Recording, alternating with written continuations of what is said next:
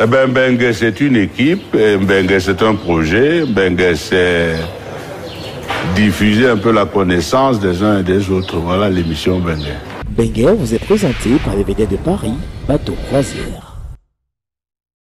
Bonjour à tous et bienvenue dans Mbengue. Nous sommes ici à l'ambassade du Cameroun en France, située rue de Teck dans le 16e arrondissement de Paris. Mon invité principal, c'est Marie-Noëlle Niba, cinéaste, qui est également à la charge des communications et des relations publiques ici à l'ambassade du Cameroun. Au cours de cette édition, nous allons vous présenter les images du séminaire qui a eu lieu récemment ici, un séminaire axé sur les porteurs de projets au Cameroun.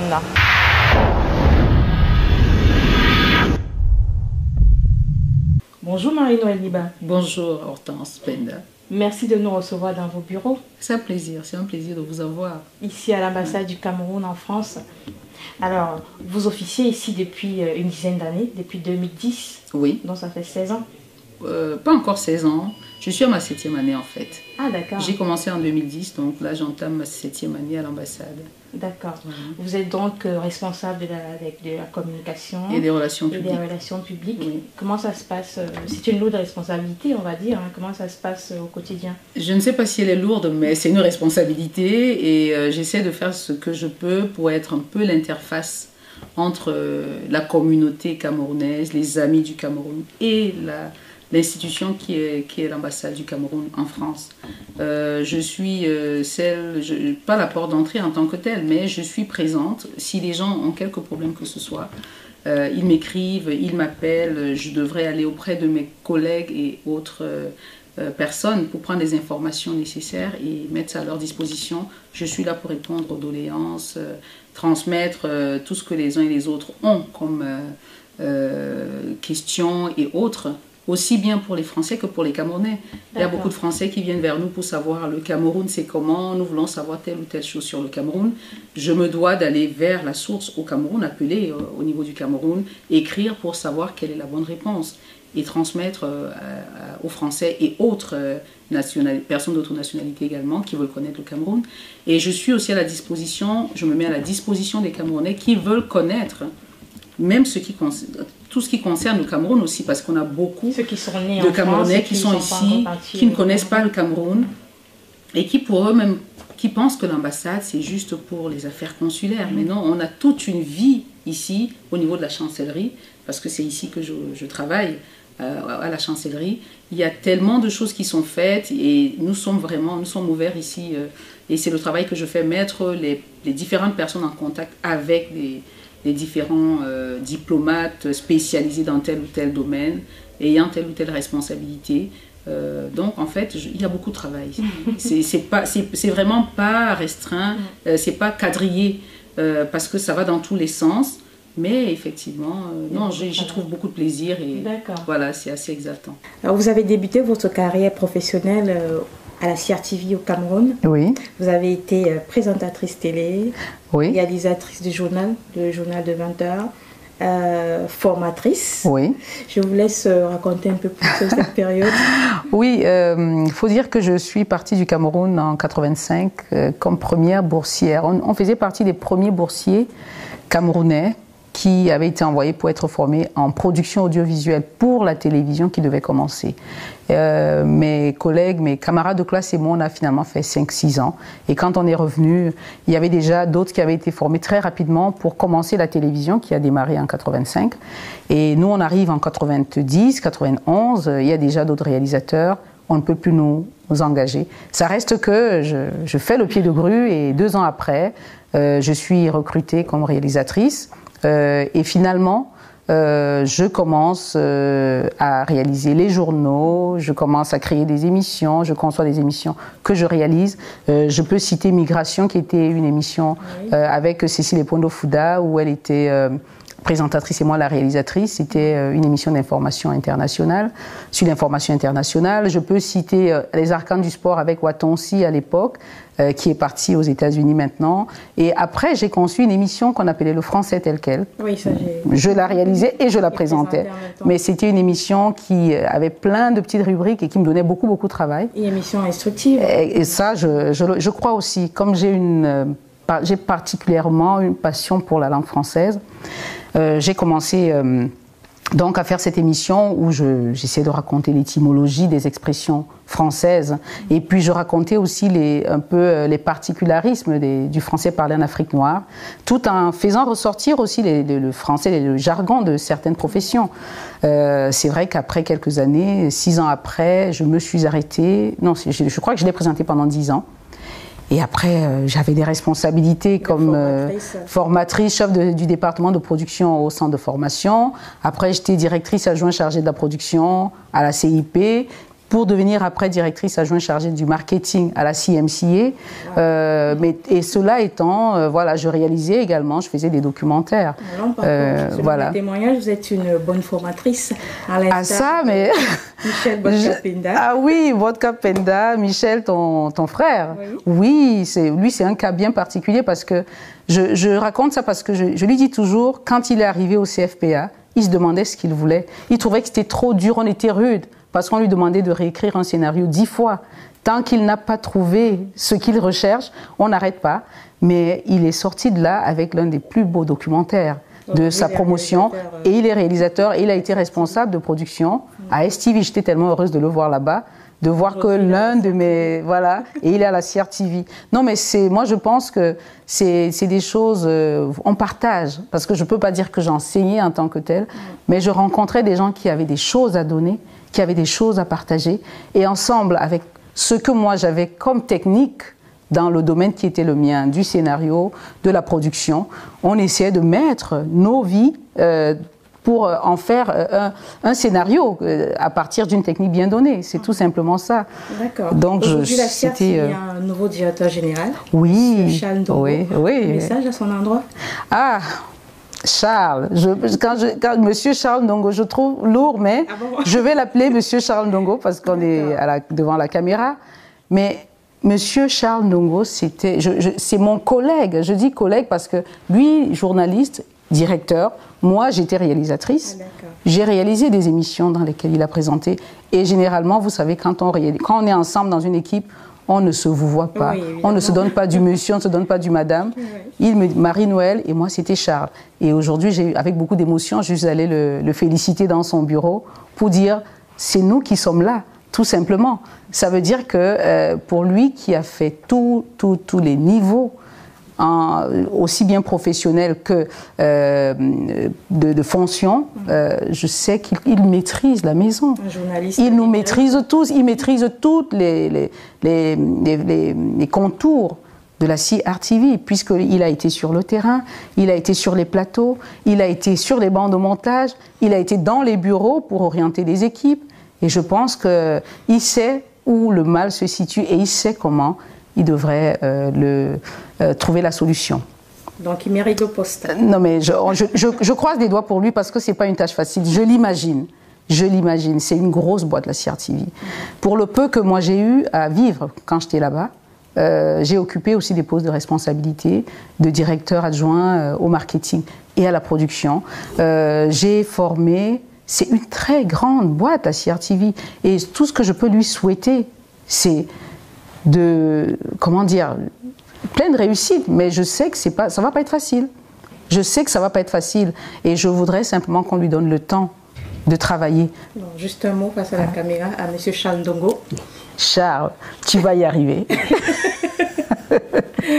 Ok, vous partez donc du Cameroun pour la France et donc forcément de la CRTV. Ouais. Quel a été l'élément motivateur? Pourquoi est-ce que vous êtes parti? Pourquoi je suis partie? Faut dire que mon souhait n'était pas de partir, puisque quand j'ai fini mes études, on était un contingent de 25 à 27. Quand je partais, mes amis me disent « Mais tu pars où? Il n'y a pas de travail au Cameroun. On nous a dit qu'on ne recrute plus. » Et je leur ai dit « Mais non, nous avons été boursiers du gouvernement camerounais. J'ai bénéficié d'une formation payée par mon État. La moindre des choses, c'est que je rentre mettre mon savoir-faire à la disposition de mon pays. » Et c'est ce que j'ai fait. Je suis rentrée. J'ai travaillé au Cameroun et je n'ai jamais eu l'intention d'en partir, sauf pour voir d'autres horizons dans le cadre du travail si je trouvais quelque chose de mieux. Mais cela ne se présentait pas parce que j'avais une bonne position à la CRTV. J'évoluais, j'avais un profil de carrière qui évoluait. Mais il s'avère que la vie d'une femme qui est liée à un homme peut bouger dans ce sens. Voilà, mon mari, Willy Niba, qui également est de la CRTV, a dans ce poste international à RFI. Et 4 ans, on est séparés. Moi, je suis avec les enfants à Yaoundé, lui, ici à Paris. C'est très compliqué. Donc, à un moment, les va-et-vient, ça devient difficile pour les enfants de voir maman s'en aller toute seule pour voir papa, et puis papa qui vient juste de moi. Et à un moment, on est obligé, parce que les enfants veulent être avec leur père, et parce que la famille veut être ensemble. Évidemment. Il fallait qu'il y ait un sacrifice. Et moi, tout naturellement, je ne sais pas si c'est notre société qui veut ça, pardon, tout naturellement, j'ai ramené les enfants auprès de leur père. Et puis j'ai dû rester avec eux parce qu'on ne peut pas les laisser seuls dans une société comme celle-ci, qui est en permanence en mutation, où les enfants ont besoin d'être encadrés pour mieux s'intégrer. Donc j'étais obligée de rester. Voilà. Et aujourd'hui, je ne regrette pas, mais comme vous pouvez le savoir, j'ai toujours un pied, plutôt un pied et demi au Cameroun, parce que toutes mes activités, comme vous voyez, je suis à l'ambassade du Cameroun, donc je suis au Cameroun, et mes activités de cinéaste sont complètement au Cameroun. Voilà. On va en parler. Oui. Revenons à vos fonctions ici à l'ambassade du Cameroun en France. Vous êtes donc responsable de la communication, comme on l'a dit dès le départ, et chargé des relations publiques. J'ai été recrutée chargée de la communication et des relations publiques jusqu'à ce que les responsables du centre de communication arrivent. Mais nous travaillons, je continue à travailler dans la communication, mais à l'ambassade, il y a également un centre de communication dont M. Keyendongo est le responsable. Mais moi, dans ce service qui avait été créé pour moi, responsable de communication et des relations publiques, pas pour moi parce qu'on m'a recruté et puis ce poste a vu le jour en fait. D'accord, ben, tant mieux pour vous. Mais oui, je suis bien là, je suis tranquille, je ne m'ennuie pas. D'accord. On a récemment assisté ici à l'ambassade à un séminaire sur un atelier pour porteurs de projets. Je trouve que c'est une belle initiative en fait.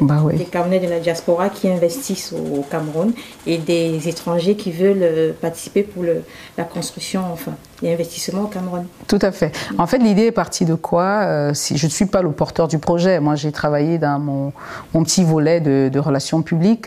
L'ambassadeur, le ministre conseiller, le premier conseiller et d'autres responsables de l'ambassade. On a tous travaillé là-dessus. Mais comme c'est moi qui fais le lien avec la communauté camerounaise qui est concernée, évidemment, on voyait plus moi. Mais c'est un projet qui est parti de... cet atelier est parti d'un appel à candidature fait par le ministre des Relations extérieures, qui était notre ancien ambassadeur, M. Mbela Mbela, qui au mois de juillet avait demandé que les Camerounais envoient des projets, parce qu'il y a eu en 2010 un forum de la diaspora où les tout premier, les gens sont partis sans vraiment avoir quelque chose de concret. Voilà. Et pour éviter donc que les gens repartent pour un prochain forum qui va sûrement avoir lieu bientôt, les bras ballants, il a demandé qu'on fasse un travail en amont. Et il a envoyé il a demandé à toutes les représentations diplomatiques de demander à leur diaspora, communauté camerounaise d'envoyer des projets pour qu'on sache exactement quel genre de projet existe. Et qu'on fasse donc ce travail de préparation, de savoir ce qui va être présenté pendant le forum. Mais nous, ici, on s'est rendu compte, quand on est allé donner les projets au ministère, qu'il y avait beaucoup de gens qui avaient des projets, mais ils ne savaient pas comment les présenter. Et donc l'idée est partie de là. Mes supérieurs ont pensé qu'il fallait donc qu'on fasse un séminaire et pour aider les gens à comprendre même ce que c'est que monter un projet et puis mettre aussi à leur disposition les éventuelles sources de financement. Très important. Voilà. Et finalement, vous avez vu... chemin faisant, on a trouvé qu'il y avait même d'autres choses qu'on ne savait pas. Il y a des gens qui se sont présentés à nous et qui nous ont dit il y a telle ou telle chose qu'on voudrait mettre au-dessus des uns et des autres. Et c'était l'occasion de voir cette belle panoplie de Camerounais qui ont des projets et qui nous présentent toutes ces beaux exposés. Voilà. Non, c'était très beau. Oui, c'est une très belle initiative. Ça cadre bien avec l'émission Benguin, parce que le but, c'est de présenter vraiment les Camerounais qui réussissent et qui investissent au Cameroun. Tout à fait. Ou même en Afrique. Voilà. On a des images de cette belle cérémonie qu'on va regarder tous ensemble.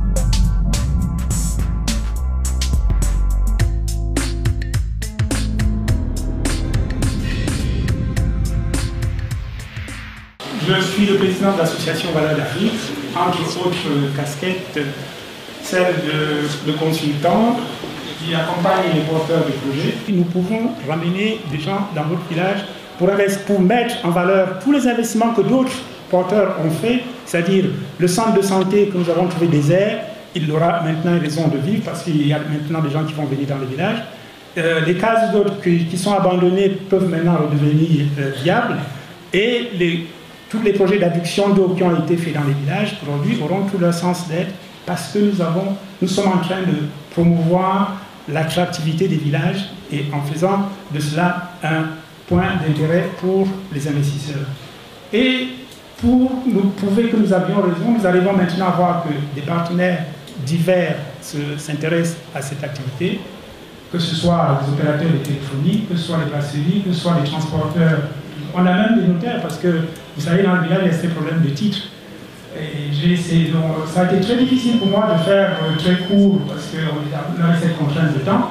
Mais si on avait fallu vraiment développer tout ce qu'on a pu faire avec chacun de ses partenaires, vous verrez qu'aujourd'hui, effectivement, les villages, aujourd'hui, il y a une attractivité et qu'on peut aujourd'hui faire de vrais projets de développement durable dans les villages d'Afrique parce qu'il y a un vaste champ. Et son excellence l'ambassadeur tout à l'heure disait que c'est un beau risque. Moi, je voudrais conclure en disant que les villages d'Afrique sont un beau risque. Merci.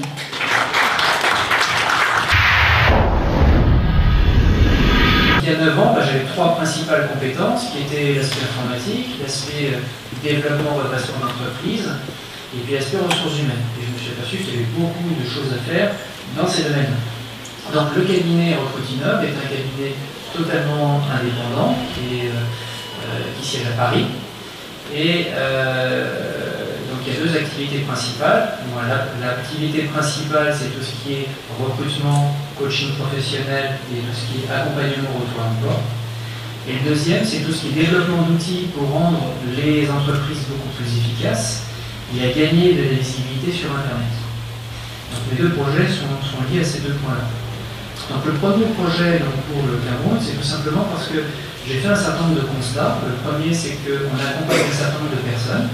Et parmi ces personnes qu'on accompagne pour retrouver un emploi, un certain nombre de personnes étaient attirées par l'Afrique et certaines par le Cameroun. Et c'était la première chose. La deuxième chose, c'est qu'un certain nombre d'employeurs camerounais, j'ai cru comprendre qu'ils avaient du mal à trouver des spécialistes, soit pour les recruter, soit éventuellement pour des missions ponctuelles.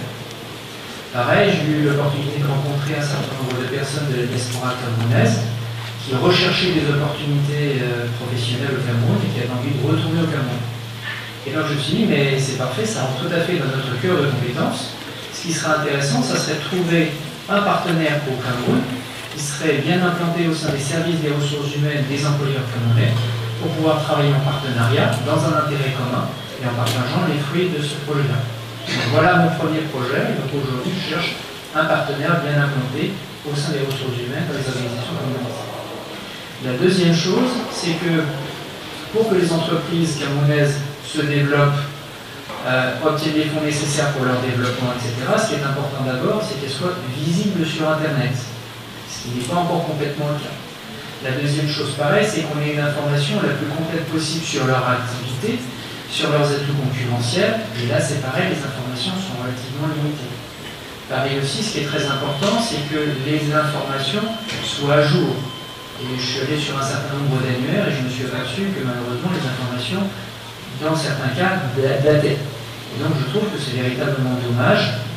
Et donc comme on développe un certain nombre de sites pour aider justement les organisations à gagner de la visibilité, à promouvoir leurs compétences, et du reste, justement, j'étais avec un partenaire aujourd'hui, on va lancer ce type de projet pour une île.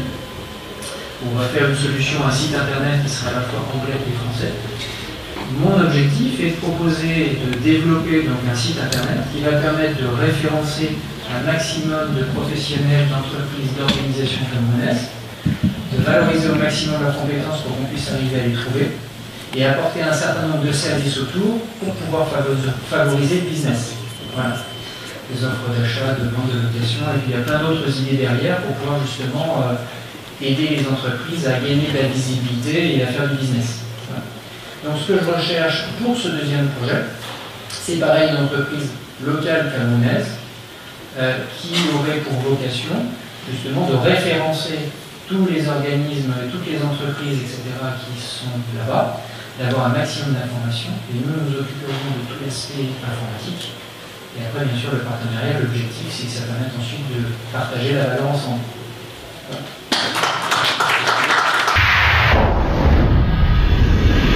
Un certain nombre de principes ont été posés.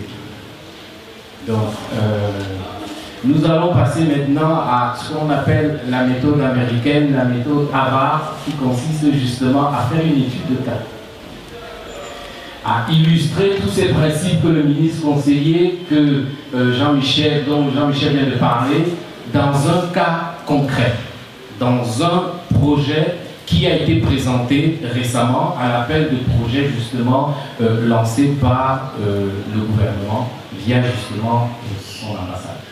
Très rapidement, une historique. Et là, on va retrouver justement les éléments dont Jean-Michel parlait tout à l'heure.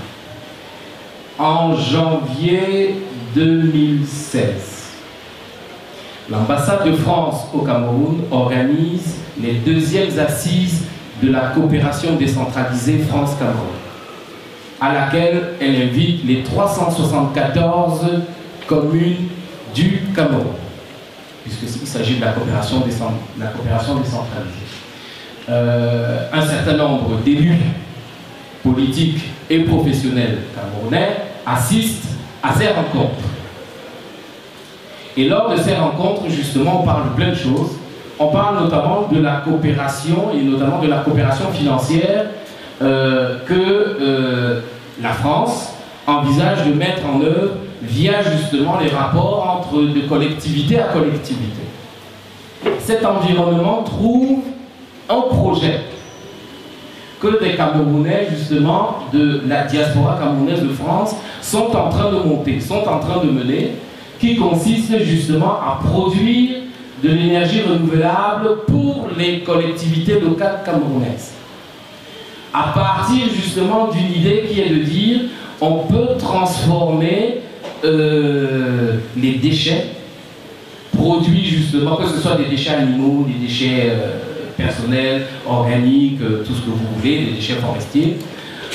On peut utiliser ces déchets via une technique qu'on appelle la méthanisation, hein, c'est-à-dire l'utilisation d'un digesteur spécifique pour transformer ces déchets non seulement en biogaz, donc en énergie susceptible de produire de l'électricité, mais aussi en digeste, susceptible de produire justement des engrais pour l'agribusiness. Donc on comprend donc qu'à travers, on a en un projet, il est susceptible de toucher les 374 collectivités locales du Cameroun. Donc vous imaginez l'impact qu'un tel projet peut avoir justement dans un pays, c'est-à-dire en fait c'est l'ensemble du territoire camerounais qui est touché. C'est un projet qui est soutenu par des élus de France, qui œuvrent dans leur collectivité locale et qui sont donc capables de faire le lobbying, la promotion de ce projet dans les mécanismes de financement prévus justement dans leur collectivité locale, avec pour récipiendaires des élus camerounais, des collectivités locales camerounaises. Donc on fait le pont entre la diaspora camerounaise et justement le Cameroun, via justement des entreprises qui sont des entreprises françaises qui peuvent apporter leur assistance technique, qui peuvent apporter leur financement. Donc on est là aussi dans la coopération justement économique et entrepreneuriale France-Cameroun, via des organismes comme l'AFD, qui a des lignes de financement justement prévues à cet effet, et le Cameroun justement qui a à travers son plan d'émergence la volonté d'adresser le sujet majeur qui est celui de la production d'énergie, avec justement les sujets périphériques qui sont l'environnement, qui sont la santé, qui sont l'assainissement et qui sont l'emploi. Donc voilà très rapidement ce que je voulais présenter à partir d'un cas concret, mais qui permet à la fois d'illustrer ce que mes prédécesseurs nous ont présenté tout à l'heure et d'ouvrir justement des perspectives qu'un projet est capable de décliner dans un pays justement et pour une communauté et pour une relation franco-camerounaise. Je vous remercie.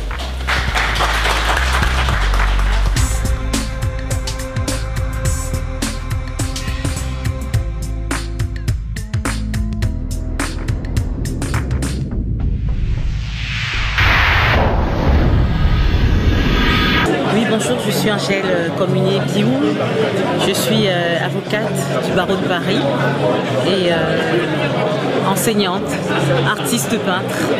Voilà. Alors votre présence ici, vous avez apprécié le séminaire? Écoutez,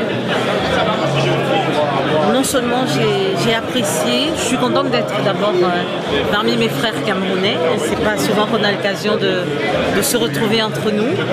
Et je suis très contente effectivement de cette initiative parce que c'est une véritable nécessité. Les projets sont multiples, les volontés sont là. La diaspora a la tête pleine d'idées, de bonnes idées, d'excellentes idées, mais très souvent l'accompagnement fait défaut et on ne peut que réjouir de trouver des experts, des personnes expérimentées, des institutionnels et puis des responsables de l'ambassade qui ont pris conscience de cette nécessité et qui ont mis en place ce séminaire qui est d'une très grande utilité effectivement. Un message à tous ceux qui veulent investir au Cameroun, qui sont peut-être découragés par la corruption, par certains blocages, un message? Écoutez, moi je pense que quand on se met en tête de réaliser un projet, on intègre tout, aussi bien les forces que les faiblesses du projet. Si effectivement il y a des réalités locales qui sont un peu difficiles à gérer pour nous qui venons d'ici, qui sommes habitués à des choses plus ou moins carrées, je pense qu'il faut se retrousser les manches et puis aller.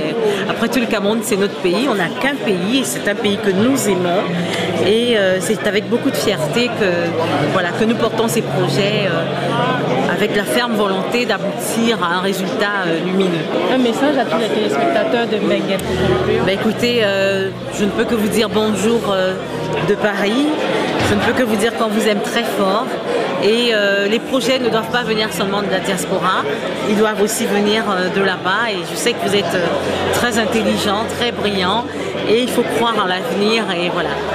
Je ne peux qu'encourager tout le monde et nous sommes tous appelés à la même espérance. Bonjour Eugénie Djeki. Bonjour. Vous êtes une dame de médias. Alors vous êtes ici pour ce séminaire, qu'est-ce que vous en pensez?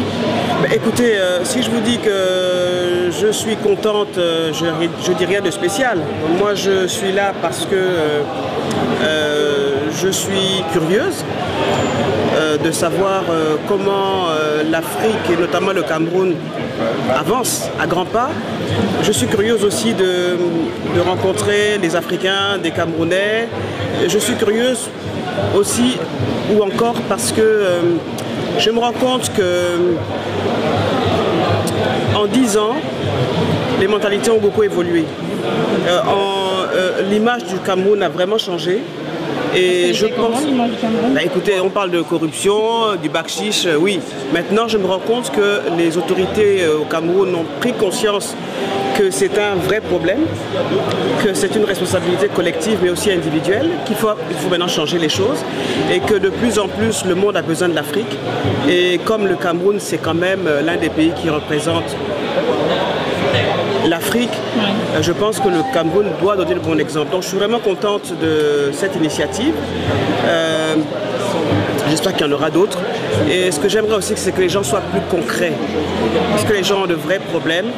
Il faut vraiment des ateliers, des séminaires où on explique aux gens pas à pas comment passer d'une idée à un projet et à quelque chose de grandiose.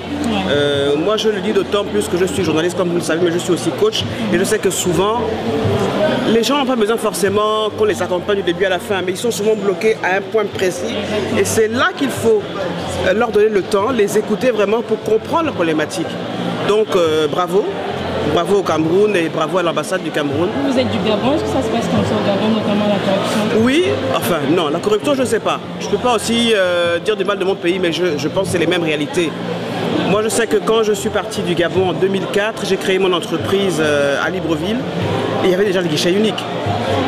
Donc le Gabon est très en avance par rapport à cela.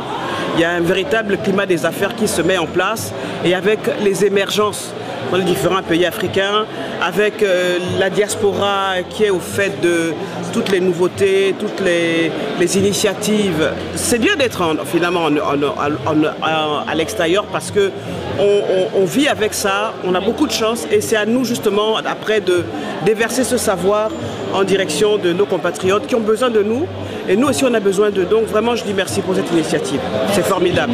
Merci.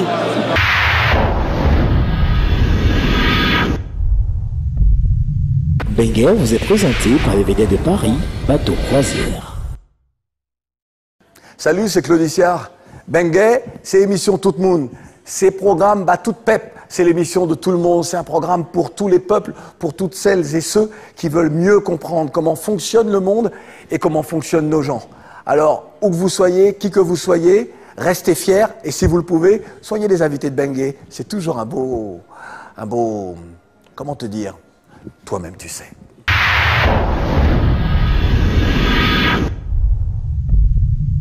Alors, Marie-Noëlle Niba, outre vos fonctions ici à l'ambassade du Cameroun, vous êtes surtout cinéaste, productrice, réalisatrice, auteur de plusieurs films. On peut citer Le dos de la veuve, Bamenda City, Claire ou l'enfant de l'amour, Claire ou l'enfant de l'amour, Yannick ou le pied de l'espoir, et il y en a d'autres. D'accord. Quelles sont vos sources d'inspiration? Ah, le Cameroun, complètement. Le Cameroun, parce que je pense que nos histoires gagnent à être racontées. Elles ne le sont pas encore. Et j'aime dire que le Cameroun, c'est un terrain en friche. Il y a tellement de choses à raconter. Et chaque fois, les Camerounais, c'est des tchatcheurs. C'est-à-dire, c'est des gens qui aiment raconter des petites histoires qui nous font rire, des petites histoires qui nous font pleurer. Mais je me rends compte qu'on n'a pas d'ouvrage qui raconte, qui reprennent tout ça. Et pour moi, qui suis dans le cinéma, quoi de plus normal que de raconter ces histoires-là par le cinéma, quoi. D'accord. Moi, j'ai regardé Le dos de la veuve. Oui. J'apprécie le thème, le message. Je trouve que c'est vraiment un beau message. Mais ce qui m'a fait un petit peu tiquer, ce sont les images. Les images, bon, des villages, des trucs. Je veux dire, moi nous qui sommes ici en France, on les voit beaucoup dans les chaînes de télévision françaises. Donc, à mon humble avis, ça rajoute un petit peu plus à ça. Donc, maintenant, ça dépend de votre choix. Mais c'est quoi le message que toi, tu as eu là-dedans? Le message, c'est les veuves, à la fin, qui s'en sortent. Ma mère est veuve, hein. Donc, mon père est décédé. Elle a vécu beaucoup de choses. De trucs. Mais moi, c'est plus les images de paysage. En fait. C'est ce qui me gêne un tout petit peu. Ça te gêne pourquoi? Parce que ça raconte le paysage du peuple comme cette histoire qui raconte la réalité. Ça, c'est le peuple comme son histoire. Tout ce qui raconte ce qui entoure cette famille, c'est chez les Coms. Et je ne vais pas réinventer un paysage comme qui n'est pas c'est pas une fiction. Je ne vais pas aller tourner l'histoire du peuple comme dans un documentaire en Tanzanie. Non, ça c'est les Coms et ça vous donnera à vous l'occasion d'aller voir. Il faut aller voir ce peuple. D'accord. Ça ne devrait pas vous gêner. Ça peut peut-être vous interpeller. Vous ne saviez pas qu'au Cameroun on avait de si belles montagnes. Donc il faut aller voir. Et nous avons des coins aussi bien, comment on dit, pittoresques, où on peut aller aussi faire une petite retraite. On n'a pas besoin d'aller toujours plus loin. Et pour moi aussi, l'occasion que je saisis lorsque je fais mes films, c'est de présenter le Cameroun au monde. Et même aux Camerounais, parce que je pense que quand je pars découvrir, quand j'y vais, je me rends compte qu'il y a des choses que je ne connais pas. Alors je partage. Je partage à travers mes films, mes découvertes, mes ressentiments et mes sentiments par rapport à quelque chose. Et comment vos films sont accueillis en France? Les gens disent que les films africains, en général, ne sont pas très présentés ni distribués. Comment vous procédez? Moi, je produis mes films moi-même. Donc, quand vous produisez, vous devez déjà, en produisant, vous demander comment ça va être distribué. Il n'y a pas une grande distribution du cinéma africain en France. Mais j'arrive quand même, par mes propres moyens, à faire un peu la distributrice. J'essaie de prendre des contacts, j'envoie mes films, et quand ça plaît, on me dit voilà, nous sommes prêts à le diffuser. Là, par exemple, Claire ou l'enfant de l'amour, qui passe dans les festivals, parce qu'à part les salles de cinéma, on a aussi les festivals qui organisent bien la projection de nos films. C'est pour ça que pour les Africains, aller dans les festivals, c'est un must, parce que ça permet au moins qu'on voit les films que vous avez tournés. Et c'est dommage parce que même quand j'organise la sortie du film au Cameroun, je ne vais pas me plaindre de la France, je ne vais pas me plaindre des autres pays, parce que je mets tout ce que je peux pour aller faire sortir le film aussi bien au niveau de la communication, au niveau de la logistique, pour que le film soit vu par les Camerounais.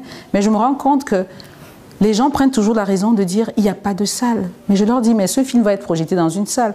Venez, remplissez-la. Et quand elle va être remplie, je suis sûre qu'il y a beaucoup de gens, beaucoup d'opérateurs économiques qui vont voir qu'il y a de l'argent à faire dans les salles de cinéma et ils vont relancer les salles. Ils vont nous en créer de nouvelles. Mais il y a encore ce blocage-là. Les gens ont du mal à aller au cinéma. Mais ce que je peux dire, c'est qu'on ne peut pas... Il y avait le Vouri et tout ça. Ça, c'était avant. Moi, c'était un culte d'aller au cinéma tous les samedis. J'imagine que ceux de mon âge, avant la fermeture des dernières salles, c'était une sortie obligée le week-end.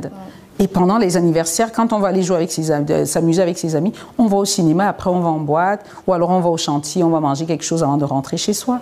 Mais aujourd'hui, je pense qu'il y a d'abord ce pas, cette éducation même d'aller au cinéma. Il faut que les gens se disent, je peux bien sacrifier 1000 francs au lieu d'aller prendre une bière, au lieu d'aller m'asseoir et manger pour pleurer après que je prends du poids. Il y a aussi un problème de salle. C'est vrai que récemment, on a appris qu'au Cameroun, il y a une salle. Bon, non, ça, c'est un autre problème. Je suis d'accord. Il faut une nouvelle salle. Non, mais on dit ça depuis combien d'années? On dit ça depuis combien d'années? Ça fait 20 ans qu'on vous dit qu'il n'y a plus de salle.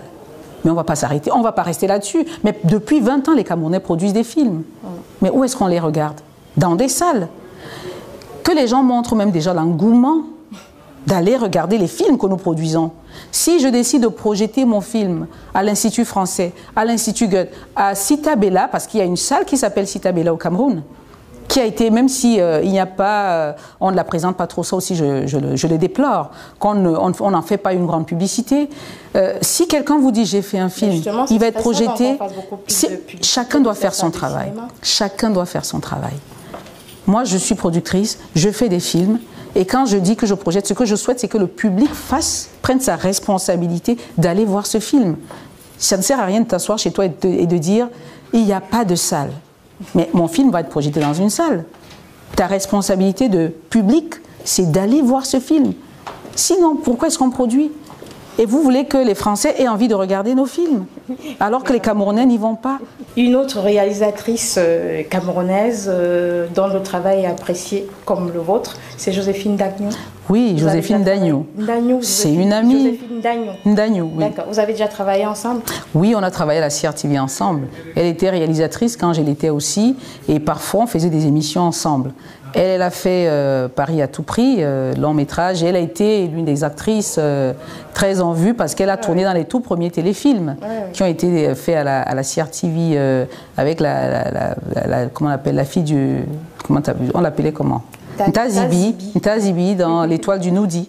Et puis elle a déjà fait Ginette. Oui, Joséphine Dagnou, c'était les premières du cinéma parce que au moment où on faisait les téléfilms, on avait déjà fermé toutes les salles. Donc tout le monde, tous les Camerounais se voyaient à l'écran à travers ces films-là. Voilà. Est-ce qu'il y a d'autres réalisatrices que vous appréciez sur le plan au Cameroun, Cameroun, Afrique Oui, il y en a pas mal. Il y en a pas mal. Au Cameroun, je peux déjà citer ma camarade et amie et sœur Yolande Ekoumou, aussi qui a fait son tout premier film dans les années 90, L'Héritage, qui aujourd'hui, il faut le regarder, c'est une très belle histoire avec Blanche Bilongo, qui aussi a joué dans... Et elle a réalisé les premiers Ntafil, les films, téléfilms de la CRTV. Ntafil, comment ça s'appelle encore? Le Revenant, c'était une série. Aujourd'hui, on dit série parce qu'il faut bien définir les choses. Mais pour nous, c'était du cinéma, à la télévision, quoi. Donc, il y a Yolande Ekoumou, Samba, qui est cinéaste, elle fait beaucoup de films aussi. Je peux citer au niveau des jeunes, il y a beaucoup de jeunes, je pense à Françoise Elon avec son Waka qui est en train de faire le tour. Puis il y a une jeune aussi ici, Patricia Kwende, que je retrouve dans les festivals, qui a fait quelques courts-métrages aussi. Et la jeune Christa Eka, qui a gagné beaucoup de prix avec son court-métrage. Il y a beaucoup de jeunes cinéastes camerounaises, des Camerounaises comme des Camerounais, qui font de belles choses. En Afrique, Fanta Nakro, j'ai vu son dernier film au festival à Tazama au Congo. J'étais sciée, elle est formidable. J'en connais d'autres. J'en connais d'autres. Bon, maintenant que vous me le dites, j'ai pas fait une liste, mais il y en a pas mal. Il y en a pas mal. Il y a beaucoup. Des projets à court terme avec vos films, vos documentaires. Oui. Là, oui, Claire ou l'enfant de l'amour va faire sa sortie française là, le 25 novembre. Le 25 novembre, il va être projeté dans la ville de Saint-Thibault-des-Vignes, dans le 77, au centre culturel Marc Brinon, vendredi 25 à 20h30. 25 novembre. 25 novembre à 20h30. Ce qui est un must. Moi, je suis contente parce que distribuer ces films en Île-de-France, c'est pas évident. Il est sorti, il a été vu au Maroc, il a été vu au Cameroun, à Ouagadougou. Maintenant, en France, il va continuer son petit bonhomme de chemin. Le dos de la veuve continue le sien, voilà. Et je suis actuellement en train de produire un jeune réalisateur, William Landry, à Déchet, Camerounais, un jeune Camerounais qui a écrit sa série de 50 épisodes de un shotcom qui s'appelle Jane and Mary. Là, je vais aller, je suis invitée au Festival des Arts et de la Culture. Je vais y aller pour animer un stand et faire quelques conférences. Et je vais en profiter pour présenter les acteurs principaux de cette série qui va bientôt voir le jour. Voilà. Okay. Donc, on aura un petit teaser de cette série. Au moins, on voit quels sont les personnages qui vont faire cette série. Oui, c'est bien d'aider, de continuer à former les autres comme ça. Il faut. Je crois qu'on a besoin de ça. On a besoin de tirer les autres. On a besoin que les autres nous tirent. On a besoin de se tenir la main pour que ensemble nous triomphons. Et aussi, je suis en train de préparer une série. Je n'appelle pas ça une série. On va dire un feuilleton en 7 épisodes sur une histoire postcoloniale entre le Cameroun et la France, qui est adapté du roman de François Oloabiloa, Pana, mon amour. C'est comme ça que ça va s'appeler pour le moment. Donc on voudrait en faire une grosse série comédie musicale à la camerounaise, pourquoi pas. Donc voilà, il y en a toujours. Mais c'est qu'il faut que les projets voient le jour. Donc il faut les travailler au quotidien. Pendant que je fais une chose, j'essaie d'avancer avec l'autre. Ok. Voilà. Une femme dynamique. Je sais pas. Je fais ce que je peux. Alors, un conseil justement aux jeunes, là, vous formez ce jeune réalisateur, un conseil à d'autres jeunes qui aimeraient exercer le métier de réalisation? Voilà, j'ai toujours dit aux jeunes que j'ai eu autour de moi d'avoir l'humilité d'aller vers les anciens. On n'a peut-être pas le sang qui bouillonne comme le leur.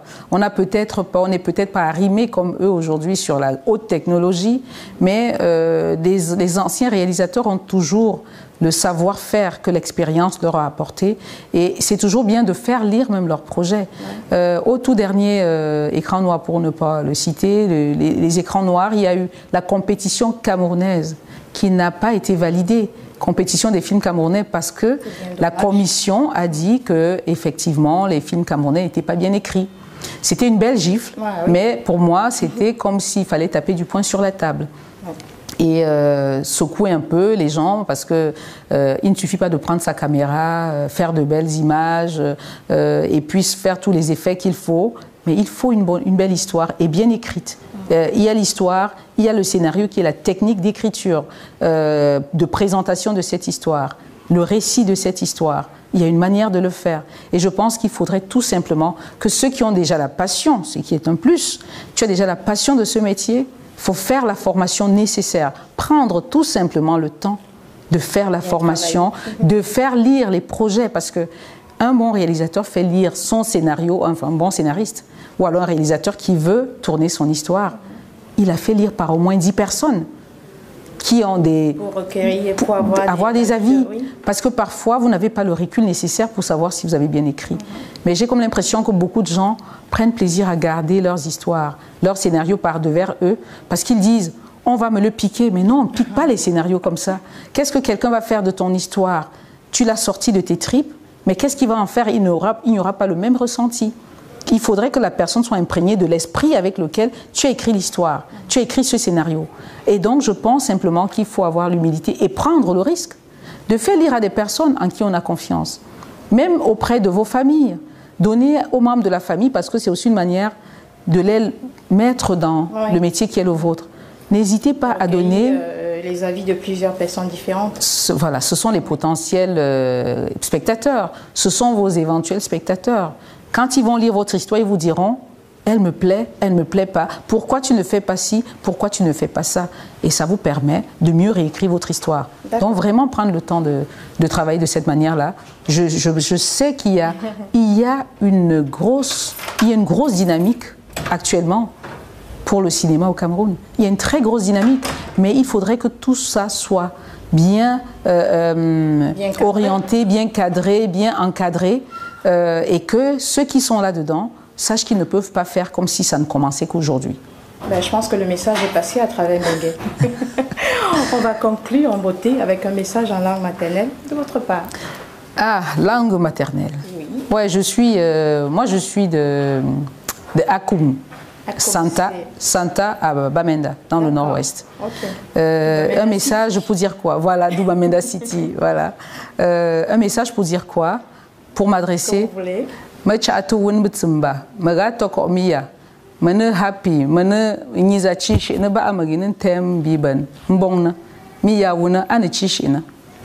Bon, donc, petite traduction. J'ai tout simplement dit que je remercie tout le monde, je remercie ceux qui m'ont écouté et je remercie aussi ceux qui m'ont donné l'occasion de parler et je vous souhaite de rester bénis.